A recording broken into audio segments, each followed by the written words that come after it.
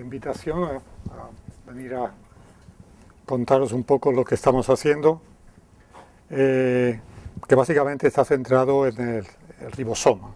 Todos conocéis, el ribosoma es el elemento central de la síntesis de proteínas y como parte del mecanismo pues lleva a cabo una serie de funciones que se suelen asociar a distintos dominios del ribosoma. A raíz de la publicación de la estructura cristalina del ribosoma en el año 2000, que como sabéis pues mereció el premio Nobel del 2009, esto ha supuesto un avance muy importante en el conocimiento de la función y estructura del ribosoma. En la primera diapositiva os presento, un poco para una breve introducción, lo que sería la estructura a nivel cristalino de las dos unidades ribosómicas procarióticas, que son las que se conocen en este momento con más detalle, en un modelo del grupo de Harry Noller, que no es uno de los que recibió el premio Nobel, pero que podía haberlo recibido perfectamente por la labor que ha hecho en la investigación en este área. Esta es la unidad mayor, la unidad 50S, y la unidad menor.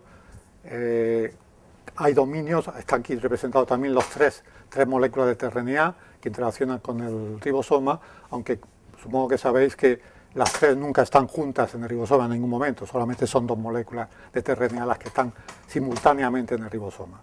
Los sitios de interacción, aquí sería el sitio de codificación del ribosoma, aquí está el centro peptiltraferasa donde se sintetiza el enlace peptídico.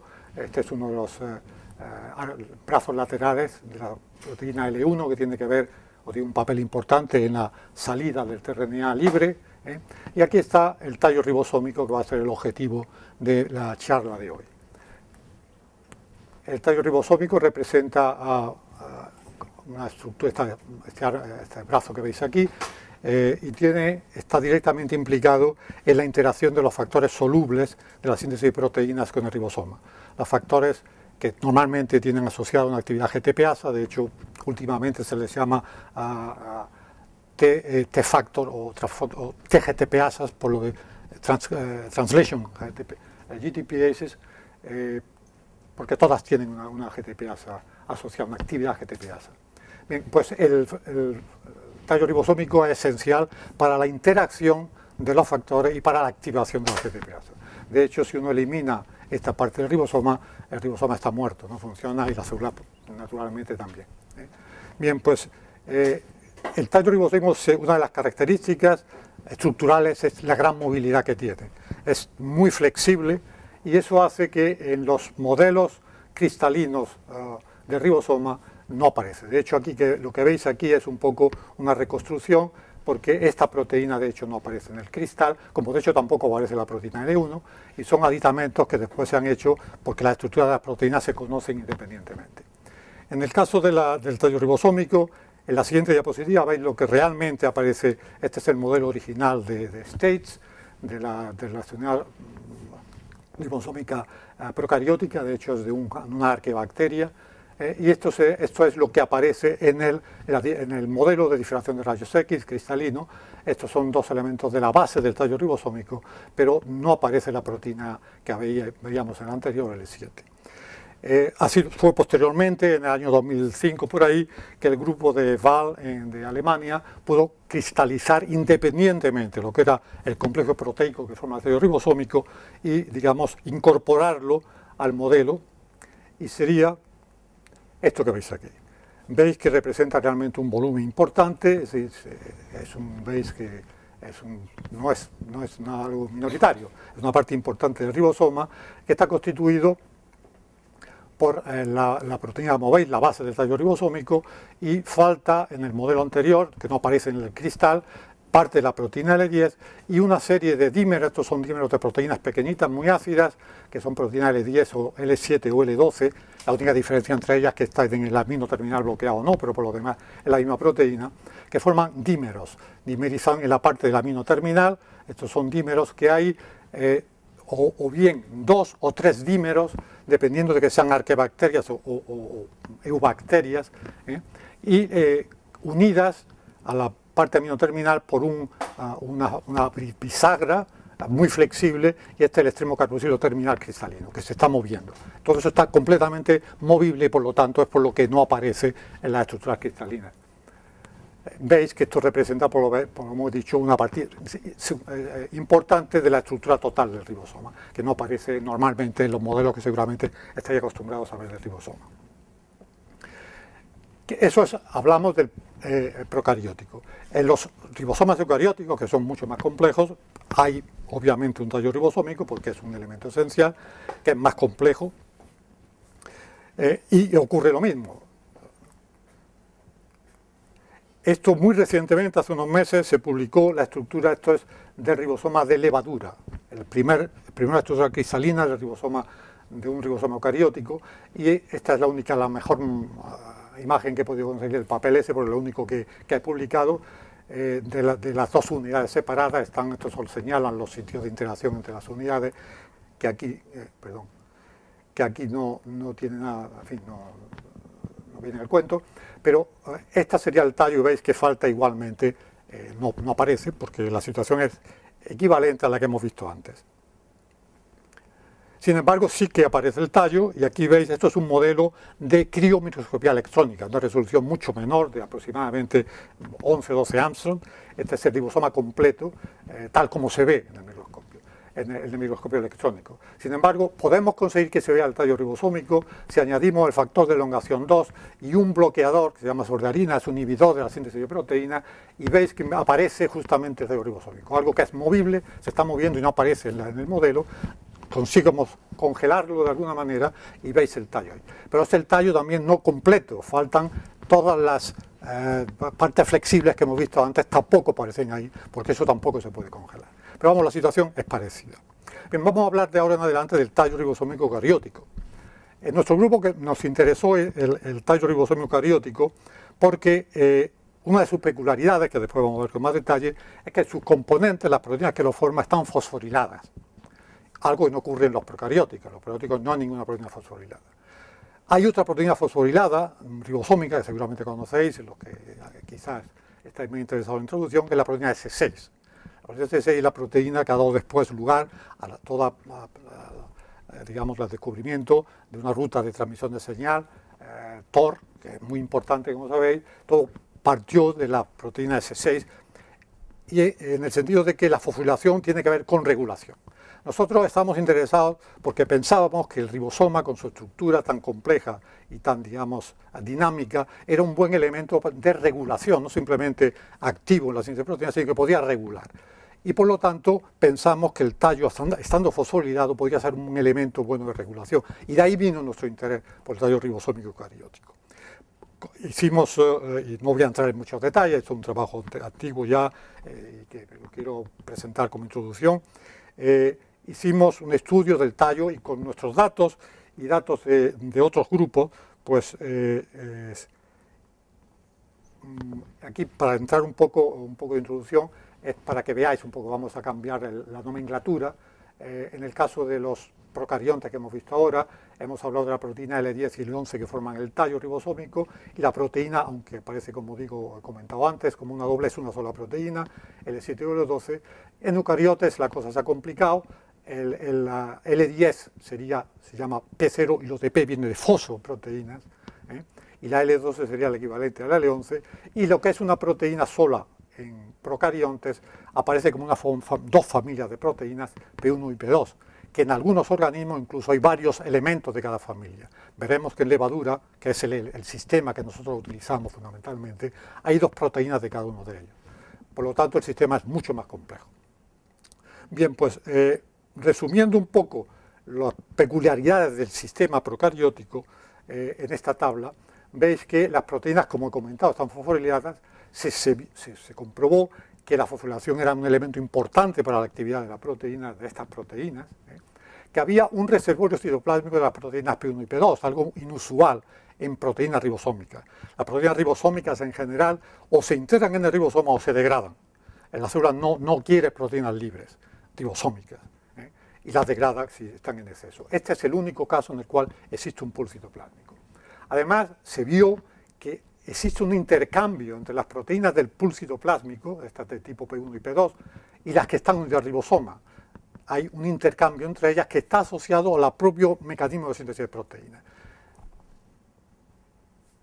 Otro dato importante es que la cantidad de estas proteínas que hay en los ribosomas depende del estado metabólico de la célula. Es decir, que al contrario del sistema procarionte, en el cual la cantidad de esas proteínas equivalentes, la L-acetilidose, es fija y eso es inamovible, en los eucariontes varía en función del estado metabólico. En nuestro caso, por ejemplo, levaduras, en fase estacionaria encontramos la mitad de la cantidad de proteínas que hay en fase exponencial. ¿De acuerdo? Por lo tanto, parece que la composición de tallo ribosómico es dinámico, no es tan estático como en el caso de los procariontes. Por otra parte, los ribosomas, de alguna manera relacionado con lo anterior, los ribosomas que no tienen proteínas P1 y P2, porque si evidentemente la cantidad varía, quiere decir que hay algunos que no tienen la cantidad de las proteínas P1 y P2, son activos. Algo que en procariontes no ocurre. En los procariontes, si uno elimina la proteína L7 y L12, la proteína ácida está flexible, eso es letal. ¿De acuerdo? Y el dato importante, por eso lo he marcado aquí en rojo, es que el patrón de proteínas celulares total que se expresa está en función de las proteínas P1 y P2 presentes en el ribosoma. Es decir, que de alguna manera la cantidad de proteínas P1 y P2 en el ribosoma regula la expresión de proteínas, en otras palabras, la traducción de determinados mensajeros. Hay mensajeros que se traducen mejor dependiendo, o peor, dependiendo de la cantidad de proteínas P1 y P2 que hay en el ribosoma. ¿Correcto? Entonces, en función a estos datos, como digo, es un resumen de trabajos nuestros y de otros grupos bastante extenso, nosotros lo que propusimos es que en eucariontes, y no en procariontes, funciona un mecanismo de regulación de la traducción que esquemáticamente está representado aquí. Lo que nosotros propusimos es que en la célula eucariótica la población de ribosomas no es homogénea, como ocurre en el caso de las bacterias, de los procariontes, sino que en función, el tallo ribosómico que esquemáticamente represento aquí con este brazo lateral, varía en la composición, las proteínas estas verdes o rojas representarían la proteína P1 y P2, o el estado de fosforilación, y estas distintas poblaciones están en equilibrio, y ese equilibrio va a depender del estado metabólico. La célula puede regular la proporción que hay de cada uno de ellos, y que cada una de estas formas va a traducir los mensajeros, el pool de mensajeros, de una manera diferente, de forma que al final el patrón de proteínas que represento aquí como un gel bidimensional de proteínas va a ser diferente en función de la proporción que tengamos de estos elementos, de estas subpoblaciones de ribosomas, ¿de acuerdo? Que a su vez van a depender del estado metabólico. Como decía antes, en fase estacionaria en levadura se van a acumular ribosomas de este tipo y el patrón de expresión va a estar adaptado a los requerimientos de la célula en esa situación, ¿de acuerdo? Este modelo lo propusimos y todos los datos experimentales que os comentado antes y algunos que han aparecido después, encajan perfectamente en él y parece que efectivamente funciona. Ahora, el modelo a la vez pues, hace surgir una serie de preguntas de mucho tipo, que muchas de ellas hemos intentado responder y que en este momento pues, no podemos abordar todas ellas. A nosotros nos interesó mucho el ver cuál es el proceso que había llevado a que apareciera un mecanismo de regulación dependiente del tallo ribosómico que no existía en los procariontes. ¿Cuál había sido el proceso de evolución que había dado lugar o que había permitido que la célula utilizara el tallo ribosómico como un elemento de regulación de la traducción? No simplemente como un elemento activo en el mecanismo, porque el tallo ribosómico sigue haciendo el mismo papel. El papel básico es el mismo, que es atraer los factores de elongación. Pero aparte de eso, en eucariotes vemos que ha adquirido una función nueva que le permite regular la traducción, ¿de acuerdo? Pues, ¿qué es lo que ha ocurrido para que eso tenga lugar? Bien, pues aquí esquemáticamente comparamos el tallo ribosómico en procariontes, que sería este tipo, lo que hemos visto antes, en la proteína L, este es el RNA, es un RNA muy conservado, en todos, tan conservado que funcionalmente es equivalente, y eso es un trabajo de otro grupo de hace tiempo. Cambiaron la región esta, que corresponde a aproximadamente unos 160 nucleótidos, la cambiaron de bacterias en levadura y viceversa, y no se producía ningún efecto.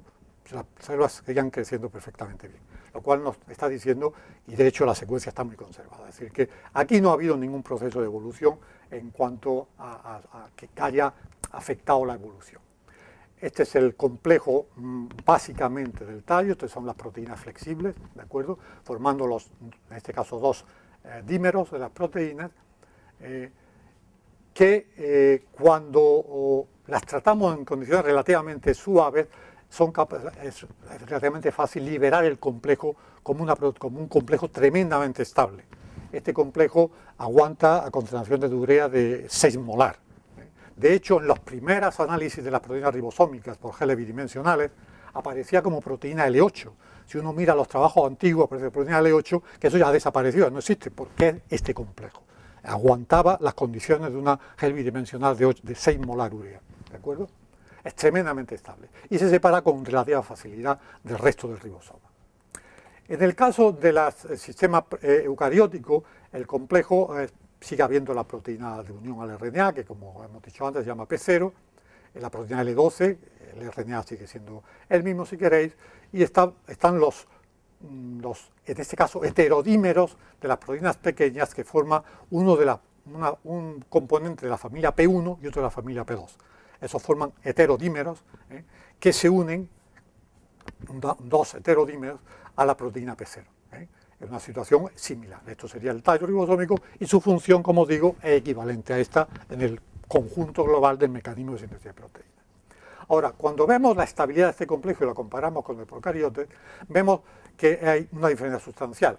En primer lugar, la proteína P0 ha adquirido una extensión en el carboxilo terminal, porque la unión es a través del domino-amino, que no existe en los procariontes y que se asemeja mucho a las proteínas P1 y P2, sobre todo en el carboxilo terminal, que es la parte más activa. Estas proteínas interaccionan con los factores a través del extremo carboxilo. Este que hemos visto en la imagen aquella donde están movibles los brazos aquellos, esos brazos interaccionan con el carboxilo y atraen los factores al ribosoma. De modo que la parte activa activa en síntesis de proteínas son los carboxilos terminales. Bien, pues el carboxilo terminal de la proteína P0 es idéntico de las proteínas P1 y P2. De forma que la evolución ha permitido que el tallo ribosómico pueda funcionar en ausencia de las proteínas P1 y P2. Y por eso es por lo que estas proteínas han dejado de ser esenciales. Son moduladoras de la actividad. Ya no son esenciales porque la proteína P0 por sí misma es capaz de llevar a cabo la función del tallo ribosómico. Lo hace con menor eficiencia, pero es perfectamente viable. En levadura, por ejemplo, nosotros podemos prescindir eliminando los genes de las proteínas pequeñitas, estas P1 y P2, y la levadura sigue creciendo a un tipo de generación, quizás el doble de la levadura normal, wild type, pero crece perfectamente y no tiene ningún problema. Este elemento es perfectamente funcional.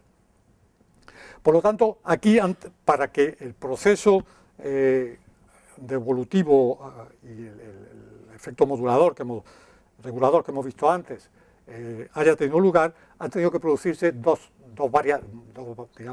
cambios importantes. Por una parte, la afinidad de la proteína P0 por el ribosoma ha aumentado extraordinariamente, porque esta proteína, al contrario de la proteína L10 o del complejo este, es muy difícil de sacar del ribosoma. La interacción es mucho más fuerte. Y por otra parte, las proteínas P1 y P2 al contrario, se han relajado, porque este complejo en absoluto tiene la estabilidad que tiene el del sistema procariótico. Son dos variaciones importantes que es lo que han permitido que juegue el tallo ribosómico el papel que está jugando. Permite que las proteínas pequeñas se separen y entren y salgan, y es el proceso que hemos comentado de intercambio, y por otra parte, la P0 es capaz de llevar a cabo la función y mantenerse unida al resto del ribosoma de una manera tremendamente estable. Este aspecto, estas variaciones las quisimos analizar con algo de más detalle, y en el caso, la primera bueno, ya me estoy... No, voy para... Me parece que voy para atrás. Efectivamente. Bien, la cuestión es, ¿qué pasa con la interacción de P0 y el RNA? Lo que pensamos es, bueno, pues seguramente vamos a ver que la proteína L10, el sitio de interacción, es más débil que en el caso de P0, y lo que nos planteamos fue hacer una proteína quimera en la cual sustituimos la zona de integración de P0 por la de L10 y ver qué pasaba. Pensamos, bueno, si efectivamente el responsable de la variación en la afinidad es la proteína L10, pues lo que vamos a construir es una proteína que va a ser capaz de salir como pasa en el caso de los procariontes. Hicimos ese experimento, no entramos en detalles experimentales, pues ya está publicado hace tiempo, y lo que vimos es que seguía pegándose igual que la proteína P0. Vale.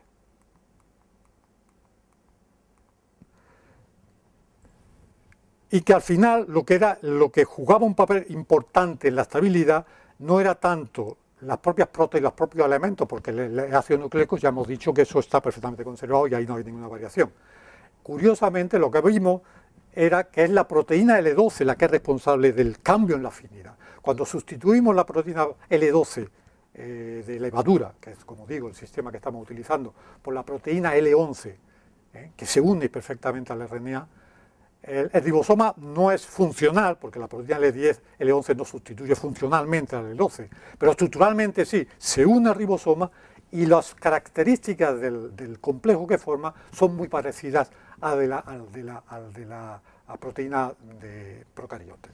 Y eso es lo que en esta figura intento representar. Aquí tenéis, esta es la interacción de la proteína L11, la proteína L10, ese es el RNA, esto es el modelo real, el modelo cristalino, esto está modelado porque no se conoce la estructura cristalina, se ha modelado en función a los modelos procarióticos, y si admitimos que el modelado es correcto, y eso hay que ponerlo en interrogación, como sabéis, admitimos que es correcto, la diferencia es que la interacción entre la proteína L12 y la proteína L10 ha variado sustancialmente, es mucho más fuerte en el caso de los eucarióticos que en el caso de los procarióticos. Los procarióticos es una interacción muy débil, prácticamente inexistente, mientras que aquí hay una interacción bastante fuerte de residuos que estabilizan el complejo. De modo que en este caso la evolución ha ocurrido a nivel del complejo global, es decir, la afinidad mayor que la proteína P0 tiene por el ribosoma se debe al conjunto del complejo. ¿Qué ocurre en el caso de las proteínas pequeñitas? Lo que ha ocurrido al contrario, que la afinidad ha disminuido para que permitan la interacción, el intercambio entre las proteínas. En este caso, aquí yo represento la estructura primaria de las proteínas de los dos tipos. Esta es la proteína bacteriana de coli, y veis que hay tres elementos fundamentales que ya hemos comentado en el modelo cuando lo vimos. Es el amino terminal, que interaccionan con el resto del ribosoma, la parte flexible y el carboxilo terminal, en los procariontes. En los eucariontes la estructura es radicalmente diferente. La parte flexible está mucho más próximo al carboxilo, el carboxilo es mucho más pequeñito, pero el amino terminal ha variado radicalmente. Aquí podemos pensar la existencia de dos regiones de doble hélice, aquí tenemos por lo menos 4 regiones de doble hélice. De hecho, y aquí volvemos de nuevo al modelado, en el caso de las bacterias, esta es la estructura del amino terminal que interacciona con el resto del ribosoma. Veis que son las dos doble hélices que forman una estructura, y esto de nuevo es el cristal, esto es estructura cristalina. De nuevo aquí estamos modelando, pero en el modelado veis que es radicalmente diferente. Esto es mucho más complejo, esta es la interacción de las dos proteínas, P1 y P2, a través de los aminos terminales, es una estructura mucho más compleja. Y si vamos a la estructura de la interacción de ese dímero o heterodímero en el caso de los eucariontes con el resto de la molécula, esta sería una hélice de la proteína P0, esto en verde, esta es la proteína L10 en los procariontes. Veis que esta interacción es mucho más simple y mucho más, los datos nos lo dicen, mucho más estable. Esta es una proteína, una interacción más compleja donde hay muchos más elementos participando y por lo tanto, en principio, más susceptible a ser modelada o a ser, digamos, afectada por cambios conformacionales que permitan variar la afinidad de una manera cíclica, porque el ribosoma, hemos dicho antes que las proteínas P1 y P2 se intercambian entre el citoplasma y el ribosoma. Pero ese intercambio no quiere decir que las proteínas P1 y P2 en el ribosoma estén libres o muy débilmente unidas. Mientras están en el ribosoma y están funcionando, están establemente unidas. Pero debe haber un proceso que varía la afinidad, disminuye la afinidad, les permite que salga para volver a entrar. Es un proceso cíclico de estabilidad y desestabilidad, que debe estar afectado por algún efector que actúa en la síntesis de proteínas, permitiendo que ese intercambio tenga lugar. Y eso posiblemente es mucho más fácil, de hecho parece que lo es, en un sistema mucho más complejo como este que en un sistema tan simple como el procarionte. Intentamos hacer algún estudio en ese sentido y lo que hicimos fue hacer mutaciones en una de las proteínas, en el amino terminal, los primeros aminoácidos. Y lo que hemos visto es que basta variar uno aquí, hay 4, son en rojo, son los residuos modificados de una de las proteínas, y lo que hemos visto es que basta con la modificación de uno de ellos para que la afinidad cambie radicalmente y ya prácticamente sea imposible o sea muy difícil que interaccionen las proteínas P1 y P2. No quiero decir con ello que estos sean los responsables in vivo de que ese intercambio tenga lugar, pero lo que nos está diciendo es que modificaciones relativamente pequeñas, como simplemente una puntuación mutual en el extremo de la proteína, está cambiando radicalmente la afinidad del otro, lo cual nos está diciendo que es muy posible que la hipótesis nuestra de que hay algún efector que a lo largo de la síntesis de proteínas, posiblemente al final de la traducción de un mensajero, está afectando y está permitiendo que salgan las proteínas P1 y P2 para después volverse a unir al iniciar otro, tenga lugar a través de pequeñas interacciones que actúan cambiando la conformación del complejo. ¿De acuerdo? Entonces, esto de alguna manera nos está diciendo que para entender de verdad lo que está pasando en el modelo que hemos propuesto, es importante que nos aclaremos cómo tiene lugar el ensamblaje del tallo ribosómico en el proceso de síntesis de proteínas. Es el primer paso para poder entender cómo se desensambla después. Entonces, ya a partir de ahora, hasta ahora en una introducción, si queréis, un poco larga, ya entramos en resultados experimentales actuales, ¿de acuerdo? Hace relativamente poco nos planteamos, digamos, vamos a investigar cómo es el ensamblaje del tallo ribosómico en las células, lo cual nos llevó al campo del ensamblaje del ribosoma, que es un campo complejo. No sé si alguno de vosotros tenía algún conocimiento. El ribosoma eucariótico se ensambla, se sintetiza, se ensambla en el núcleo, y en el nucleolo particularmente. Empieza una partícula que tiene los dos RNAs ribosómicos sin separar, una partícula de 90S, que está en el nucleolo, que después se separa en dos partículas preribosómicas, una es la pre-40S y otra la pre-60S. La 40S se procesa rápidamente, pasa al citoplasma en un proceso relativamente simple, mientras que la 60S, donde está el tallo ribosómico, requiere un elaborado proceso de ensamblaje. Intervienen en el proceso global, se han contado, me parece, más de 200 elementos entre proteínas y RNAs pequeñitos que tienen que ver con el ensamblaje. Entre ellos hay una serie de proteínas, que algunas de ellas las listo aquí, que tienen lugar, todos estos componentes que he mencionado, los 200, no están siempre unidos, entran y salen. Y uno entra al principio, otro al intermedio, otro al final. Aquí hago una lista de algunos de los componentes, de los factores de ensamblaje que se conocen.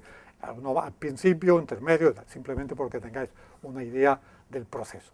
Hay uno de estos que va a entrar en un paso, va a salir, entra el otro, etcétera, etcétera. ¿De acuerdo? Pero de alguna manera, identificar uno de estos componentes en un complejo nos va a indicar cómo de temprano o de tardío ese complejo en el proceso de ensamblaje. ¿De acuerdo? Bien, entonces el tallo ribosómico, la pregunta era nuestra, bueno, ¿dónde y cuándo se está ensamblando el tallo ribosómico? Se sabía, estaba ya descrito, la existencia de un factor de ensamblaje, se llama MRT4, que presentaba una homología de secuencia primaria bastante alta con la proteína P0, sobre todo en el amino terminal de la proteína, la parte que interacciona con el RNA. No es el único caso, hay otros factores de ensamblaje ribosómico que se parecen mucho a proteínas ribosómicas. Y la idea que hay, aunque datos experimentales todavía no hay mucho, es que son factores que van a unirse al mismo sitio donde se va a unir la proteína ribosómica finalmente, pero que por alguna razón la proteína ribosómica final no le viene bien en las primeras etapas y tiene que tener un sustituto que le esté ocupando su sitio, ¿de acuerdo? En el caso de nuestra proteína, la proteína P0, por lo tanto, nos fijamos en esa proteína MRT4. Y efectivamente lo que hicimos como un primer paso fue coger la parte que era homóloga de MRT4 y de P0 y hacer una cosa parecida a lo que he comentado antes con la proteína L10. Pusimos la zona de interacción de la RNA MRT4 en P0 y vimos si esa proteína quimera funcionaba como una P0. Y aquí tenéis un poco el resultado en el sentido de que expresamos esa quimera en una proteína que es una proteína que tiene, la proteína P0 es esencial, ¿de acuerdo? No se puede quitar de ella. Pero tenemos construido una cepa de levadura que la expresa condicionalmente, de forma que está está bajo un promotor de galactosa, de forma que tiene que crecer en galactosa. Si eliminamos la galactosa y crecemos en glucosa, deja de expresarse la proteína. Entonces es una situación donde no hay proteína P0. En esa situación, si expresamos la quimera, que sería esta cepa de aquí, esto es creciendo en galactosa todas crecen perfectamente, ¿de acuerdo? Esto es un wild type, es una proteína de control. Esta es la proteína, la cepa esta, que expresa la proteína P0 wild type, ¿de acuerdo? Y cuando la ponemos en glucosa, pues crece igual que la wild type como la otra. Esta es la quimera esta, ¿vale? La quimera que he comentado, que veis que crece un poco peor, pero que crece, lo cual nos está diciendo que está funcionando. Y de hecho, si analizamos los ribosomas de esa proteína, encontramos una banda que está de aquí, que se mueve más alta de la proteína P0, que esta es la proteína P0, y que la reconocen tanto anticuerpos frente a P0, como sería este caso, o frente a MRT4, esta es la proteína MRT4, pero es reconocida por el anticuerpo, la quimera es reconocida por el anticuerpo. Así que esta es la proteína quimera que tiene las dos trozos. Si está unida al ribosoma, funciona el ribosoma, por lo tanto, está interaccionando en el sitio que nosotros pensamos que tiene que interaccionar, en el sitio de P0, ¿correcto? Entonces, pensamos que efectivamente MRT4 entra en el proceso de ensamblaje antes que P0 y la cuestión ahora era ubicarla en qué momento del proceso tiene lugar, de un proceso largo de ensamblaje. Bueno, este es un poco confirmar lo anterior. Si efectivamente MRT4 y P0 interaccionan en el mismo sitio, nunca podrán estar juntas en la célula, ¿de acuerdo? Y lo que hicimos fue aislar partículas con P0 etiquetado con TAP, TAP sabe que es una de las etiquetas para purificar después complejos a través de ellos, o la MRT4 etiquetada con TAP. Es decir, tenemos complejos con TAP y complejos con P0. Y vemos si la otra proteína estaba presente. Y lo que vemos es que no está, efectivamente. Este es el complejo de MRT4, veis, este es el lisado total, que es proteína P0 está presente, como es de esperar. Sin embargo, luego en el eluido del complejo no está proteína P0. Y igualmente en el caso de P0 TAP la situación es equivalente. En el lisado está MRT4, en el eluido no está. Es decir que por lo tanto es simplemente una confirmación de que estamos con proteínas que van a unirse al mismo sitio. Una obviamente antes que la otra. ¿De acuerdo?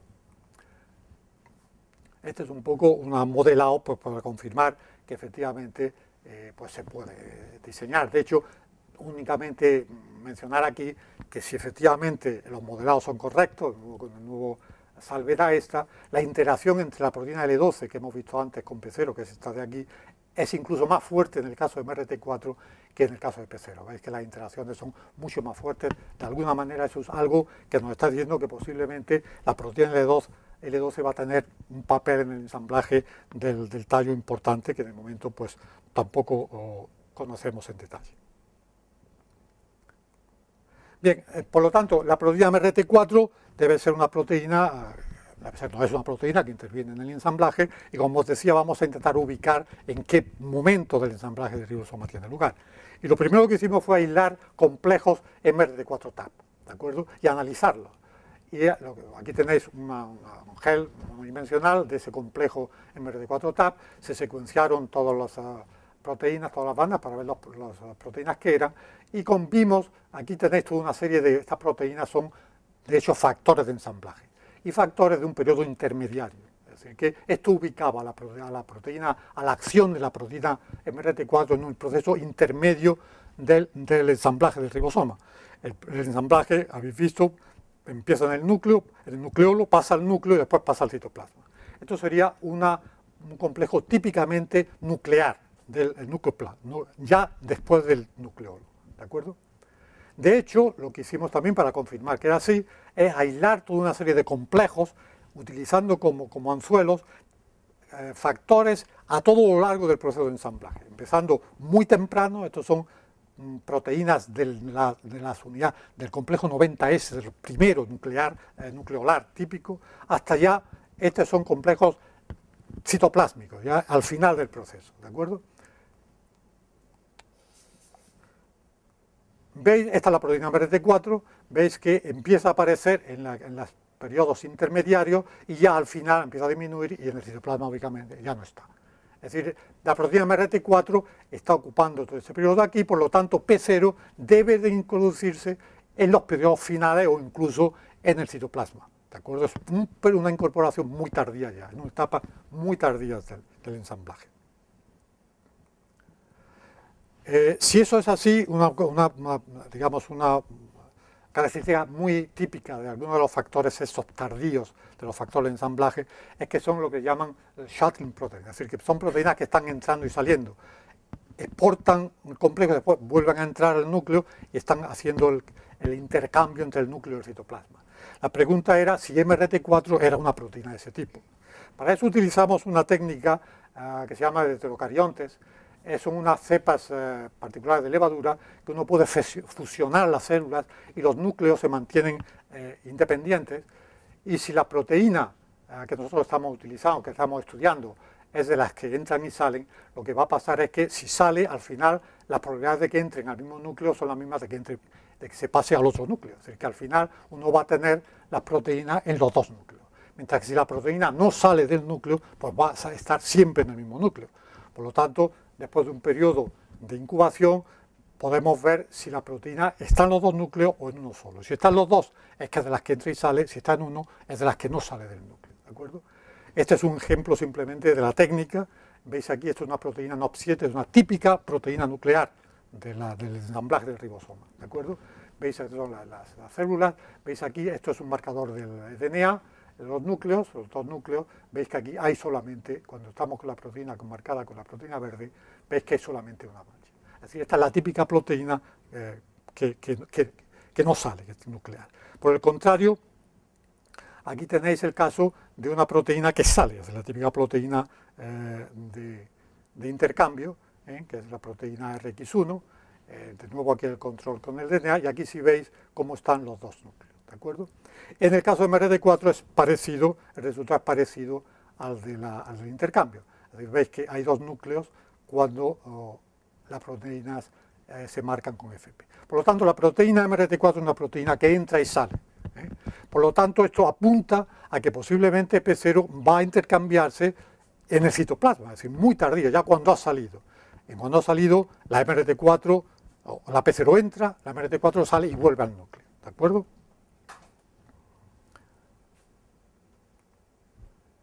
Ahora la pregunta, bueno, ¿qué pasa entonces si quitamos P0? Si eliminamos P0 del sistema, ¿qué ocurre con la MRT4? Y lo que vemos, esto es el wild type, una proteína una cepa control, a 0 horas en glucosa o a 12 horas en glucosa. Esta es la MRT4 marcada y esta es una típica proteína nuclear de ensamblaje, por lo tanto como control. Veis que aparece siempre en el núcleo independientemente de cualquier situación. Este abajo es la cepa que os he comentado antes, condicional, dependiendo de cada lactosa, y cuando la crecemos en glucosa a las 12 horas, veis que MRT4 pasa al citoplasma. Esto es lo que al principio, a las 12 horas en glucosa, la MRT4 se acumula, sale al citoplasma y se queda en el citoplasma. De nuevo apuntando a que si no está P0 en el citoplasma, va a quedarse MRT4, por lo tanto que P0 se incorpora ya en el citoplasma. Eso es, en principio, todos estos datos están apuntando a ese modelo. Ese modelo también, de alguna manera, se confirma si aislamos los complejos MRT4-TAP de esta cepa condicional ya a tiempos de 12 horas, cuando ya no hay P0 en absoluto, aislamos un complejo. Este es el complejo normal de MRT4-TAP, con todas estas bandas de aquí, que como hemos visto antes son factores de ensamblaje. Estos factores se han perdido ya de ese complejo. Esto es ya un típico complejo citoplásmico, hemos visto que ya se acumula en el citoplasma y que ha perdido prácticamente todos los factores del complejo.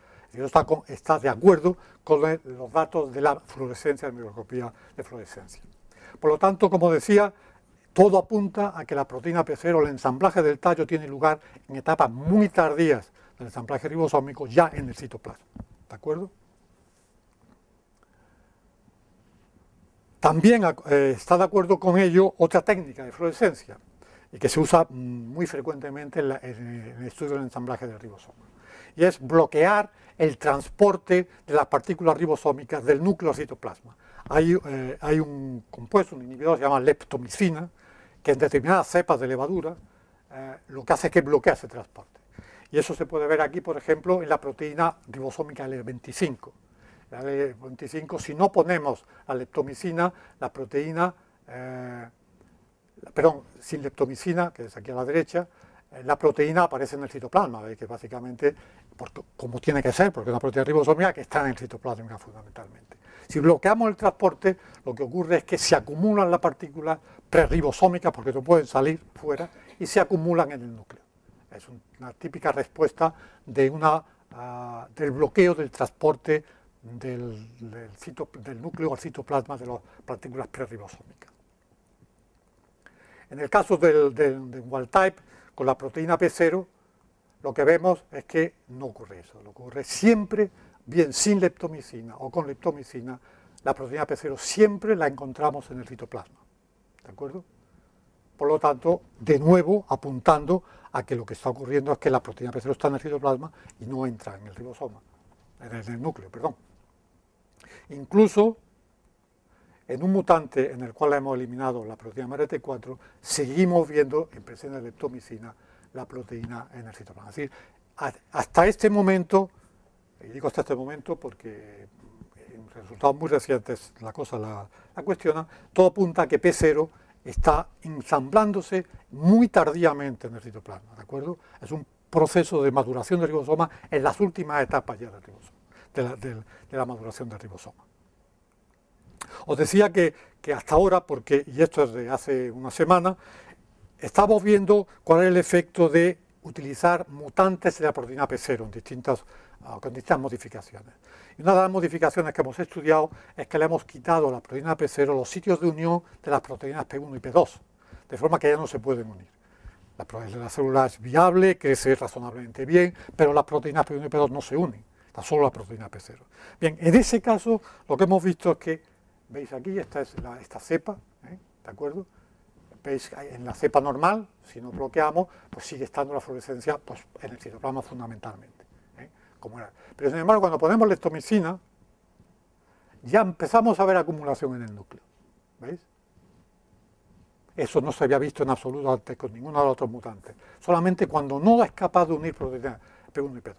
Esto nos está planteando en este momento una interrogación. En primer lugar, nos está diciendo que las proteínas P1 y P2 tienen un papel fundamental en el ensamblaje, en la salida incluso de la partícula ribosómica, y que seguramente son las que están determinando el que la proteína P0 la estemos viendo siempre hasta ahora en el citoplasma, porque las proteínas estaban ahí y seguramente inmediatamente son capaces de sacar la proteína. Eso es interpretación, esto estamos hablando ya de especulación, ahora necesitamos estudiar esto con un poco más de detalle. Sin embargo, y un poco en el sentido de que la situación quizás no es tan clara como pensábamos inicialmente, lo que hemos visto también es que si analizamos una serie de complejos en la ruta de ensamblaje del ribosoma, y aquí veis que está incluida NOP7, he comentado antes que NOP7 es un típico componente de la ruta de los pasos intermedios de ensamblaje, en distintas mutantes que tengan MRT4 que no lo tengan, y vemos la presencia estudiamos la presencia de P0 con un anticuerpo específico, lo que vemos es que incluso En estos complejos hay P0, ¿de acuerdo? Si no hay MRT4, la cantidad de P0 aumenta, pero incluso en presencia de MRT4, que está aquí abajo, hay una cantidad importante de P0. Esto no es compatible con los modelos que hemos visto antes. Los modelos todos apuntaban a que ahí no tenía que haber P0, porque NOP7, como os digo, es un complejo bastante, bueno, relativamente temprano, por lo menos intermedio en el proceso, pero en absoluto cerca del citoplasma. Estos datos nos descolocaron, porque claro, esto no encajaba con lo otro. Entonces, claro, la primera cuestión que surge, y es una cuestión que todos los que, si alguno habéis trabajado con complejos, digamos, proteicos en extractos celulares, es la pregunta que uno se hace inmediatamente. ¿Lo que yo estoy viendo es verdad o es que se produce cuando yo rompo la célula? Porque evidentemente cuando uno rompe la célula se pueden pegar muchas cosas, ¿no? Esa es la pregunta inmediata. Y lo primero que hay que hacer es los controles apropiados. En este caso, el control que se hizo, mezclar dos tipos de células de levadura. Unas que expresaban un tipo de proteína P0 y otras otro tipo de proteína E0, que se podían distinguir fácilmente. A estas simplemente le falta un poquito y el tamaño un poquito menor, se puede distinguir perfectamente. Las mezclamos y las rompimos, entonces hicimos el proceso juntos. A partir de ahí todo va junto, ¿no? Purificamos los complejos y vimos si estaban las dos proteínas o solamente una. La que llevaba la etiqueta, una llevaba la etiqueta y la otra no. Una tenía que estar y la otra no tenía que estar. Si estaba, era que era contaminación. Si no estaba, es que no había contaminación. ¿De acuerdo? Y lo que vemos es que la que no tenía que estar no está. Los complejos, esto es el complejo NOP7, un complejo de estos los que hemos visto antes. Entonces, este es NOP7. Aquí tenéis el complejo, el salto total, ¿de acuerdo? Y aquí está purificado. Aquí tenéis que están las dos proteínas.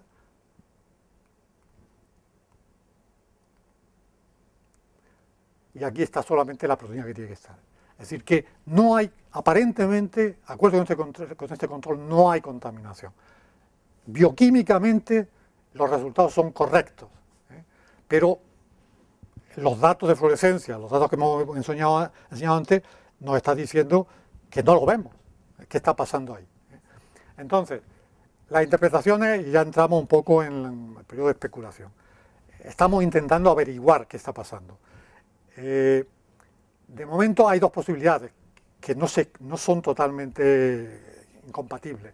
Y es que el ensamblaje de ribosomas no sea unívoco, es decir, que haya una sola vía, sino que pueda haber alternativas. Y de hecho, algunos de los grandes sabios del ensamblaje ribosómico ya hace tiempo que propusieron como especulación un poco que posiblemente era más que una serie de rutas paralelas, una especie de malla, es decir, de forma que pueda haber varias vías de ensamblaje, ¿de acuerdo? Y podría ser esta una explicación, es decir, que en el caso de P0 puede haber una ruta que efectivamente la ensambla al final, pero que también puede haber parte que se ensamble antes. Esa es una de las posibilidades.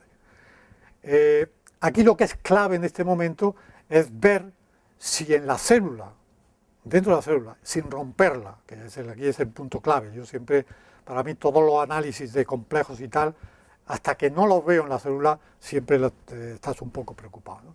Estamos intentando verlo en la célula. Para eso estamos haciéndolo en colaboración con un grupo de expertos en espectroscopía de fluorescencia, utilizando técnicas de análisis de espectroscopía, no de simplemente imagen. Son las técnicas que se llaman de Fluorescence Cross Relation Spectroscopy, que te permite, o les permite a ellos, porque necesitas análisis complicados, decir si dos proteínas marcadas fluorescentemente están en la misma partícula o no en la célula. Ellos utilizan los microscopios estos que llaman de multifotón, de 2 fotones, ¿no?, que pueden enfocar volúmenes muy pequeños dentro de la célula, y de ese volumen, mirando la coeficiente de difusión de las partículas fluorescentes y enfocando con las partículas etiquetadas con dos proteínas diferentes, te pueden decir si efectivamente las dos proteínas se mueven a la vez y por lo tanto forman parte de una partícula o no. En eso estamos, tenemos ya las construcciones y esperamos pronto empezar a tener resultados. Yo espero que ahí nos va a decir si efectivamente en la célula uno puede encontrar partículas dentro del núcleo, porque podemos enfocar en el núcleo, que tengan las dos proteínas, la P0 que hemos marcado por una parte y hemos utilizado también como marcador nuclear típico NOP7. La NOP7 etiquetada con la proteína verde, la P0 etiquetada con la mCherry o tal, y entonces estamos viendo si efectivamente es así. Eso espero que nos da un poco una de las respuestas a lo que estamos viendo. En cualquier caso, como os decía, la posibilidad de rutas varias en el ensamblaje de ribosoma no es el único dato experimental que de alguna manera puede aportar alguna información en ese sentido. Hay más datos y es interesante, en correlación con esto, el hecho de que hace algunos años uno de los personajes más importantes del estudio en biología molecular de levadura se molestó en analizar las proteínas ribosómicas en levadura, en levadura de Saccharomyces cerevisiae, son los únicos genes duplicados, prácticamente los únicos. El resto hay copia única, pero las proteínas ribosómicas suelen estar duplicadas, excepto muy pocas excepciones. Y se molestó en ver el efecto de los alelos, de los dos alelos. Y encontró que en muchos casos el fenotipo de romper o de eliminar uno de los alelos no eran igual. Es decir, que dependía del alelo, el fenotipo era diferente. Eso es difícil de interpretar, todo el mundo todavía intentando digerir qué está pasando ahí, pero los datos experimentales son bastante claros. En algunos casos sí era el mismo, pero había bastantes casos en que el efecto era diferente. Entonces, hay gente que ha pensado que el problema tiene que ver con el ensamblaje, que posiblemente las proteínas, como sabéis, están codificadas por genes diferentes, en cromosomas diferentes, en localización de la cromatina diferente. Que posiblemente el acceso al ensamblaje a lo mejor no es el mismo. Y que puede haber, puede haber distintas rutas, que va a variar dependiendo de que la proteína venga de un sitio o de otro, el ensamblaje va a ser diferente y al final va a haber ribosomas, y eso es lo que ya quería poneros en este esquema de aquí, que es un poco el esquema nuestro original extendido. Es decir, que es posible, y eso es una pura especulación, pero es interesante tenerlo en cuenta, que es posible que el ribosoma no solo sea heterogéneo en el tallo ribosómico, como yo decía antes en nuestro planteamiento original, sino que haya muchos más elementos que puedan variar dependiendo de las condiciones del ensamblaje, que van a depender pues, del metabolismo o de los factores que quieran. Y que por lo tanto pueda ocurrir una cosa parecida, que cada una de estas poblaciones no sea exactamente igual de efectiva para traducir cada uno de los mensajeros, y que al final tengamos una situación de que la población en conjunto va a depender de las condiciones de la célula y a su vez la expresión va a depender de la población de ribosomas que tengamos.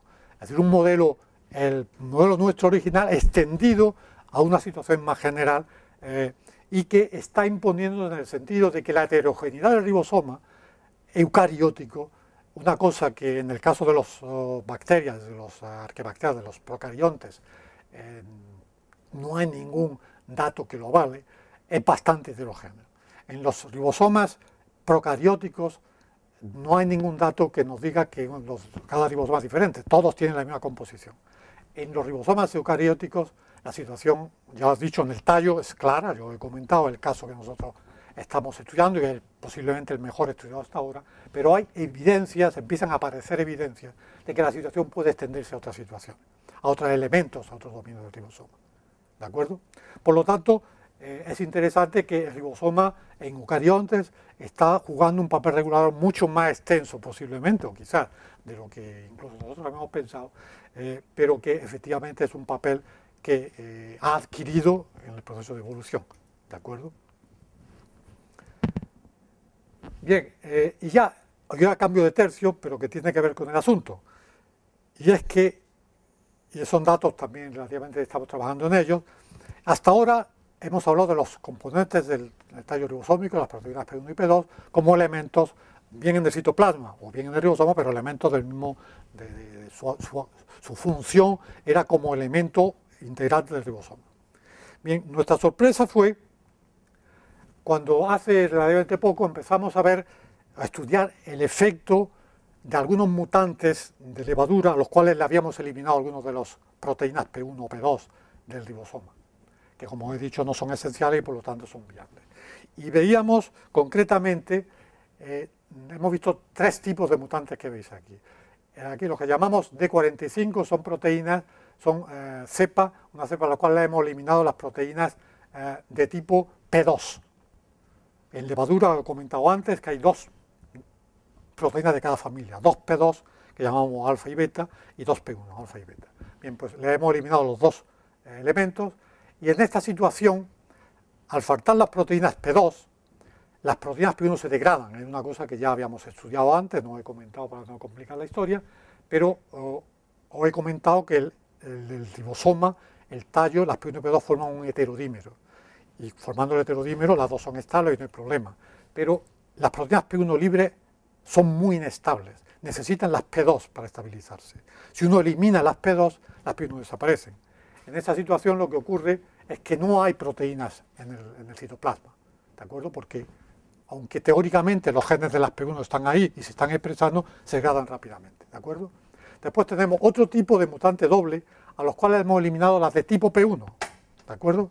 En estas no están las de tipo P1, por lo tanto no pueden formar heterodímeros, pero las proteínas P2 son estables, son tremendamente estables, están en el citoplasma, están libres en el citoplasma, ¿de acuerdo? Y estas son el mutante que le he eliminado las 4, ¿de acuerdo? Ahí no hay ninguna proteína. Aunque genéticamente son diferentes, prácticamente son equivalentes a los de 45 porque no tienen proteínas de tipo P1 y P2 y por lo tanto el ribosoma no tiene ningún tipo de proteínas de tipo P1 y P2, solo la proteína P0. Bien, cuando analizamos la respuesta al estrés de distintos y nos enfocamos en la fosforilación del factor F2 alfa, uno de los factores de iniciación de la síntesis de proteínas, y este trabajo lo hemos hecho en colaboración con el grupo de Juan José Berlanga, que es un experto en el factor de elongación 2 de eucariotes.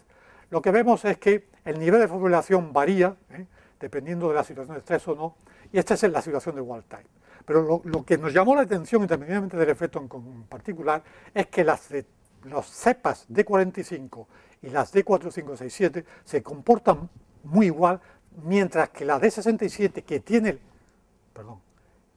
la proteína P2 en el citoplasma, se parece más a la wild type. ¿De acuerdo? Y eso lo vimos también en el caso del estrés osmótico, una situación parecida. La D45 y la D67 se parecen, y la 4567 se parecen entre ellas mucho más, y la D67 se parece bastante a la wild type. Esto nos hizo pensar, caramba, pues a ver si es que las proteínas, la diferencia básica es que están las proteínas P2 libres en el caso de 67, a ver si las proteínas P2 están haciendo algo. Y ensayamos directamente el efecto en un sistema totalmente purificado, el factor, la quinasa y las proteínas simplemente. ¿Qué pasaba? Y lo que hemos visto es que si uno añade concentraciones crecientes de las proteínas P1 y P2, este es el GCN2, es la quinasa del factor, vaya.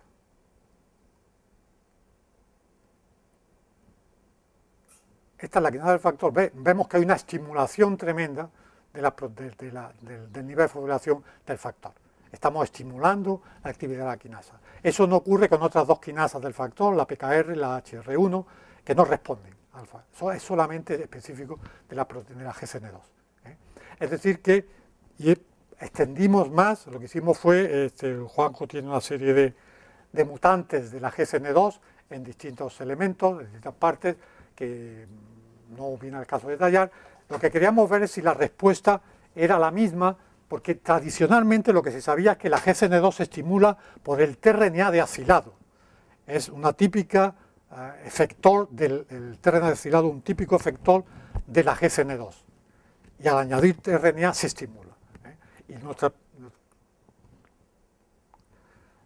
pregunta era si iban en paralelo la estimulación por el tRNA y por las proteínas. Y por ejemplo, aquí si veis, la estimulación aquí estamos teniendo tRNA o P1 y P2. En un caso hay una, en un caso hay la otra. Veis que la situación no va en paralelo. En este mutante, por ejemplo, en este mutante vemos una estimulación bastante fuerte de la proteína P1 y P2, bastante pequeña, mientras que aquí veis que también la respuesta es diferente. Es decir, que parece que la estimulación se hace por una interacción de las proteínas P1 y P2 con GSN2 directamente, no unidas al ribosoma, y que por lo tanto estas proteínas están teniendo un papel independiente del ribosoma. Si son proteínas, no son las únicas, hay otras proteínas ribosómicas que se han descrito papeles funcionales que no tienen nada que ver con el ribosoma. Pero en este caso nos interesa en particular, porque nos está diciendo que seguramente el esquema este original nuestro no va solo a través de aquí, sino que de hecho directamente las proteínas pueden afectar a los factores solubles directamente y, por supuesto, alterar también la función de la traducción.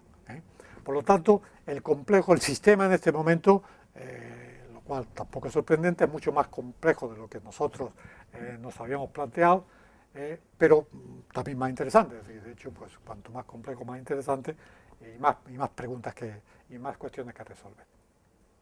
Bien, yo hasta aquí.